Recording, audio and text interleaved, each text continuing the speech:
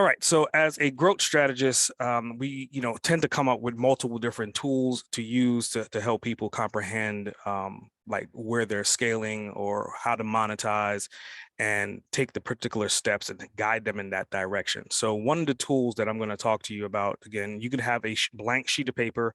And if you have a sheet of paper nearby, I would say go ahead and grab that sheet of paper, and I want you to fold it in half. I'm going to share my screen. Share screen. 1 second, I just need to pick the right screen. There it is. All right, so you should be able to see 2 pages side by side. Now, these pages are pages from my new notebook series, and obviously I'm making these notebooks to help with growth strategy with clients, and this is one of the things that I'm going to be using this notebook to help them understand and to keep a log of what's going on. So on the left-hand side of your page, or you can do it on the backhand side of your page, actually, you want to write down a general key idea, right? So in this case, I'm saying it's a growth strategy binary checklist, and I'll break down what that is here shortly. The idea here is on page 11. You can actually say all pages that have 28 on them would be associated to that growth strategy checklist. So you don't have to have one, you could have multiples. On the page on the right-hand side, you see the yellow highlighted area. So that way it makes it very easy for you to find that particular checklist or multiple checklists as you move forward. And then you have your titles at the top. So if you're folding your sheet in half, ideally what you want to do on the top left is write 0, and on the top right, you want to write 1. Hence why I call it a binary checklist, right? It's either it's on or it's off. On the left-hand side, what you want to write down is like negative things, right? Negative things that you wake up with every single morning, negative things that happen to you throughout your day. It could be that you're ill, it can be fear, hesitation, depression, imposter syndrome, or blaming others. On the right-hand side, then you want to apply a solution that can essentially work. Will, belief over fear, taking action over hesitations, determination over depression, so forth and so forth. So that's step 1. Step 2 is then you want to define these 0s and 1s as excuses, more so for like your business or a client. So on the left-hand side, time, money, know-how, the manpower, and then you'll do the solutions on the right: plan, alternative resources, partner with the right people, leverage systems and automations. So now you're going to collect all of this information and put it together. And this is where the monetization and scale and growth strategy then comes in.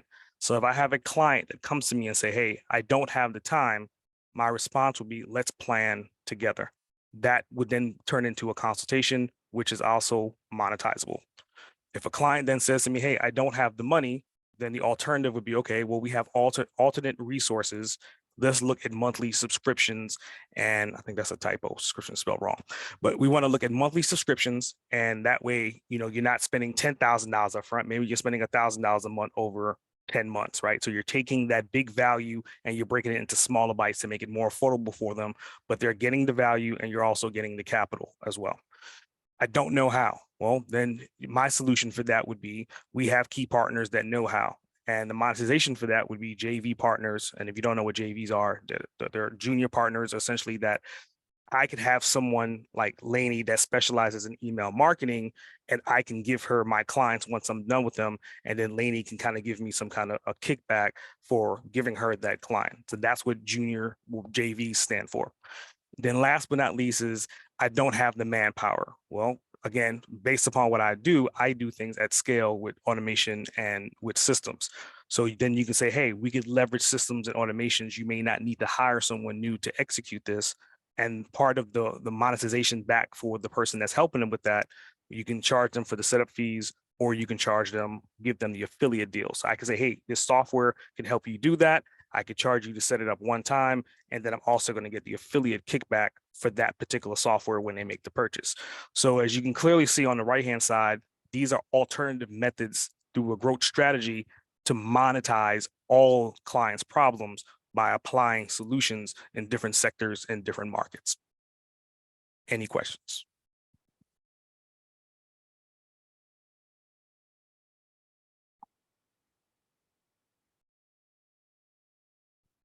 I love this because I love a good list. I'm super old school and I write a lot on paper. So this to me would be really good to just have in front of me all day long. because I talk to clients all the time that have those excuses. So I love it. No questions, but I love it. Yeah, I think it's even just having the strategy of bringing it into your awareness sometimes, like, you know, you keep having the same reoccurring problem, but you don't take time to actually like pinpoint what that is. So finding a solution for it becomes a bigger problem.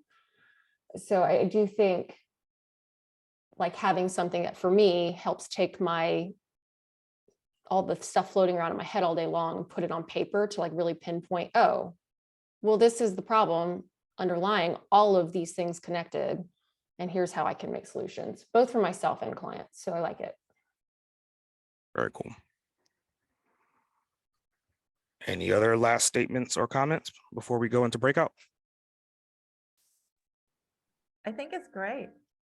Yeah, I think it's really, really great. I was wondering if it would be helpful to add resources like a column, you know, like in positive thinking or whatever, like, you know, like an app, like your most favorite 5-minute you know, meditation or something that, you know, makes it really available really quickly for you, kind of thing. Got it. Makes sense. Definitely makes sense. Well, I mean, keep in mind, like these notebook pages or your blank page, you can kind of make as many lines or whatever you want to do. And that's the beauty of having notebooks, and that's the beauty of having a blank piece of paper. You can organize it however you want. Ideally, the goal for this particular task and the way I use it is like, I start with the 0 and I'm ending with the strategy of how to monetize it, and solve that problem.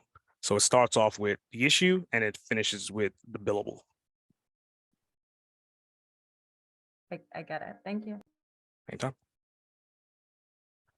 All right, so the next thing, if we're going to do like a round table or we want to go into a breakout room, is really up to you, Sully. But ideally, I think if we start with the left in mind, and if you have paper in front of you to kind of talk about something, and obviously time and money are the obvious ones, but what are some more in detailed issues that you're currently having or your clients are currently having?